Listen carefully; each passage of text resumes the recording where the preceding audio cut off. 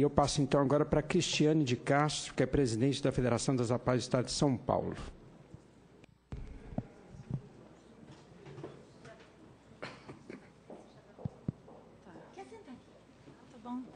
Pronto, já, né? Bom dia a todos e a todas. Quero cumprimentar a todos aqui da mesa, o relator, deputado Eduardo Barbosa, doutora Marília e todos os representantes de instituições aqui. Quero agradecer o convite feito pelo deputado Baleia Rossi, sensível à causa aí das organizações sociais e preocupado também com a vigência da 13019. E falar um pouco também, faço parte do CONSES, que é o Conselho Estadual de Assistência Social de São Paulo, que a gente também tem acompanhado as questões referentes às organizações e a preocupação afeta a legislação. Os pontos que nós trouxemos aqui para destacar não são muito diferentes, né, dos demais, e que bom que as entidades estejam, né, uníssonas em relação àquilo que pretendem. Começo até falando da necessidade de trazer uma clareza ao artigo 3º, né, que fala que não se aplicam as exigências da lei às transferências voluntárias regidas por lei específica, naquilo em que houver disposição expressa em contrário. Existe uma preocupação muito grande de parlamentares, inicialmente, em relação à questão da inclusão ou não das emendas nessa lei, e também, embora a gente, numa análise preliminar, tenha conversado tenha entendido sobre a exclusão das subvenções, é importante que ela tenha, claro, né, tenha expresso isso para que não reste dúvidas. A questão do 37, como bem dito aqui pela doutora Marília, que fere de morte o ordenamento, considerando que contraria absolutamente a previsão contida no artigo 50 do Código Civil, quando ele destaca que a solidariedade, descortinamento, né, a desconsideração da personalidade jurídica, que é aqui expressa no 37, só deve haver em caso de confusão patrimonial ou má gestão, o que a doutrina fala também em caso de fraude ou má-fé. Então, isso já expressa um princípio da má-fé. A gente já inicia uma parceria com a presunção de má-fé, o que a legislação não pode permitir.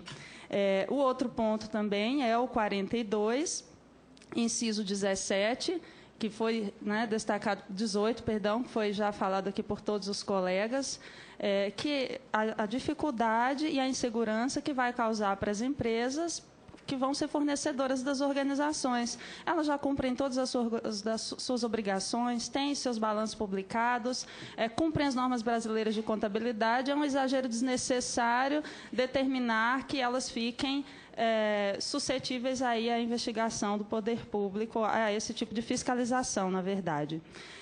Tem um outro artigo que causa bastante preocupação para nós também, que, embora não tenha sido destacado aqui pelos colegas, é o artigo 62, quando ele fala que, na hipótese de não execução ou má execução da parceria em vigor ou da parceria não renovada, exclusivamente para assegurar o atendimento de serviços essenciais, a administração pública poderá, por ato próprio, independente de autorização judicial, a fim de realizar ou manter a execução, assumir a responsabilidade pela execução do restante do objeto.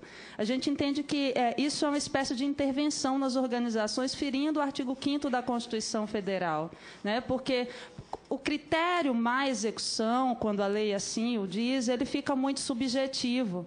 Então, não tem como nós determinarmos o que é a má execução. Então, é necessário um prévio processo judicial determinando se a execução está ou não a contento. Senão, fica muito aberto para que o poder público, assim, o entenda em qualquer momento que contraria alguma coisa que, na verdade, ele queira entender que é uma má execução. Então, a gente entende que esse artigo também, diferente do 37, que merece ser revogado, e do 42, inciso 18, esse talvez precise melhorar a redação, né? E clarear, porque, na verdade, colocando aqui, tirando por ato próprio, independente de autorização judicial, porque isso dá um poder para a autoridade, para o poder público, na verdade, é muito subjetivo. Tem um ponto que a doutora Rosângela bem destacou aqui, que é uma preocupação, eu acredito que não só do movimento apaiano, mas de todas as organizações socioassistenciais, quando a Lei Orgânica de Assistência Social destaca que os serviços socioassistenciais eles são permanentes, continuados e planejados.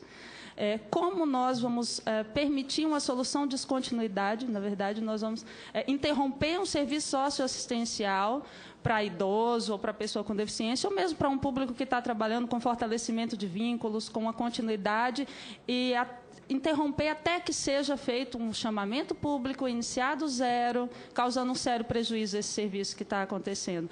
Nós conhecemos a proposta do deputado quando estabelece a exclusão em relação às organizações de saúde, e o entendimento é que deve sim se estender às organizações socioassistenciais, considerando o que determina a Lei Orgânica da Assistência Social, que diz que os serviços socioassistenciais devem ser permanente e continuado. Então, a paralisação até a realização de um chamamento público, uma nova contratualização, gera, sim, prejuízo para esses serviços. Então, a princípio, e faço destaque maior, não menos importante do que os outros, claro, ao artigo 62, porque não foi aqui dito, que se faz necessário, sim, alguns ajustes na legislação e também uma maior clareza ao artigo 3º, quando vem falar sobre emenda parlamentar e sobre subvenção também, que, embora isso possa ser clareado no decreto, se tiver na lei, traz uma maior segurança jurídica. Então, é isso.